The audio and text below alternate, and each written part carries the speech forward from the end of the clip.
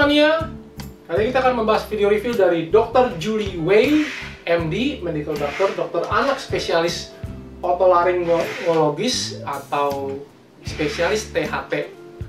Jadi video ini berjudul Penyebab Asam Lambung Naik atau Asam Reflux atau Acid Reflux. Ya. Apa yang menyebabkan asam lambung kita naik?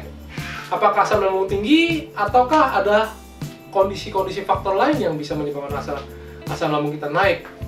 Dan makanan apa yang bisa menyebabkan asam lambung kita naik? Yuk kita lihat video yang dari Dr. Julie Wei ini.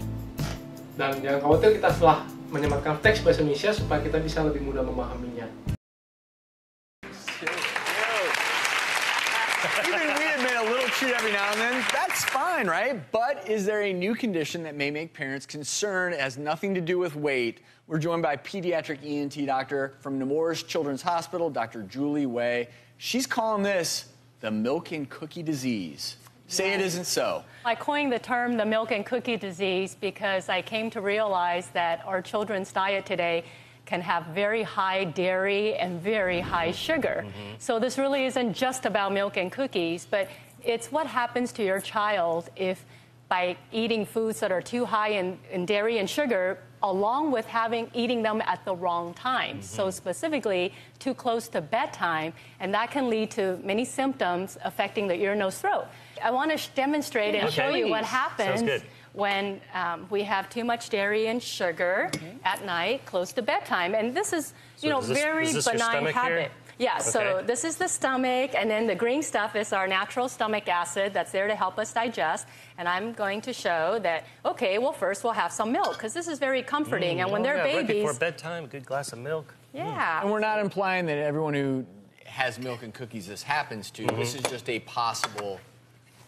Absolutely. Reaction. Sure. So what goes better with milk but sugar? So as we put that in, we start to have quite a bit of exciting things going on down there.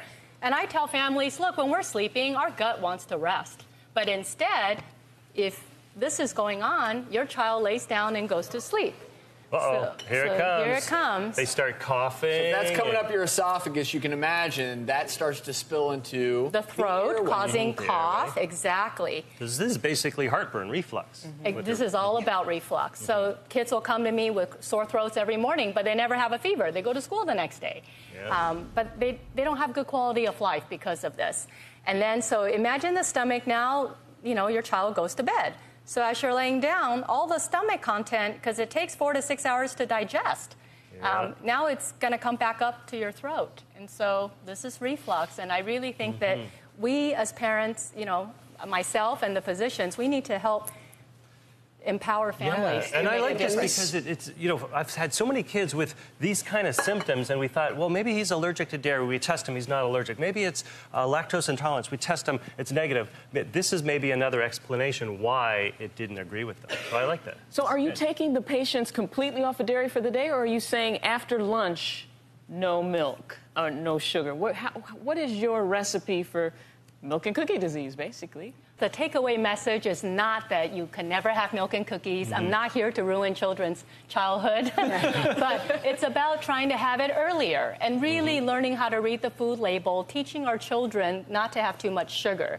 So when I talk with families, I say, look, we'll try to have milk and cookies after school or on weekends as a treat, but not before bed. So I recommend at least 90 minutes or 2 hours before bed to try to learn the habit of not eating again. I call it the kitchen is closed.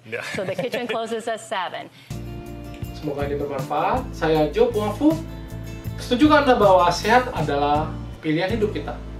Jadi kita bebas memilih gaya hidup yang kita inginkan, dan kita bebas memilih makanan yang ingin kita konsumsi. Tapi kita tidak bebas dari konsekuensinya.